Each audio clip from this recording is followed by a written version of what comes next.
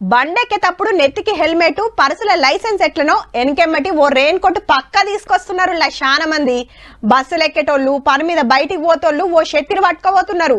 ఎప్పుడు వస్తుందో ఏ టైంలో అందుకుంటుందో తెలియదు. మరి చాలా అయిందంటే గంట సేపైనా గర్వించడలేదు. నడుచుడు కష్టమే, బండ్లు నడుపుడు కష్టమే.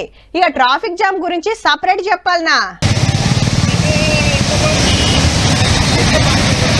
కుండపోత డ్రమ్ముల పోత కాదు, పట్నంలో ట్యాంకర్ల పోతే 4-5 రోజుల సంది పిల్వని చుట్టం లెక్కనే ఊరికొచ్చి పొట్టు పొట్టు చంపుతుంది. పొద్దుగాల ముత్తంతసేపు ఎండ, అటెనక వాన. ఓ మలక పొద్దుమూక, ఇంకో మలక రాత్రికి అందుకొని తెల్లని దాకా కొట్టుడే. అందరు బజ్జున్న టైంలో పడితే ఏం లేదు కానీ ఆఫీసులకు వచ్చేటప్పుడు ఇండ్లకు పోయే టైంలోనే సుక్కలు కనిపిస్తున్నాయి. ఏ రోడ్లో చూసినా చెరువులే, ఏ తొవల పోయినా ట్రాఫిక్ జాములే. తాంబేళ్ల లెక్క అంబాడుకుంటా పోయే వరకు తాతలు యాదికొస్తున్నారు.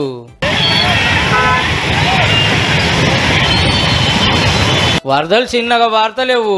ఉతార్లు నేర్యాల్లో పెద్ద పెద్ద మడుగులు తయారైనాయి. తోవ పక్కన బండ్లు పెట్టి దుక్నవులకు పోతే బయటకు వచ్చి చూసే వరకు నీళ్ళల్లో తేలుతున్నాయి. వనస్థలిపురం దగ్గర రోడ్డు రిపేర్లు అవుతుంటే చూడక అట్లనే పోనిచ్చే వరకు కార్ డివైడర్ గుంతల పడ్డది. ఇంకో కారు, స్కూటీ మునిగితే బయటికి గుంజిండ్రు.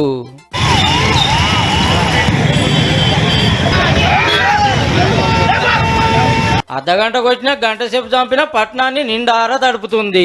ఆడాడ జిల్లాలను మందలిస్తుంది గాని హైదరాబాద్ ను గట్టిగానే ఆర్చుకున్నతోని సినుకు పడితే పెద్ద పరిశానే ఉన్నది పో.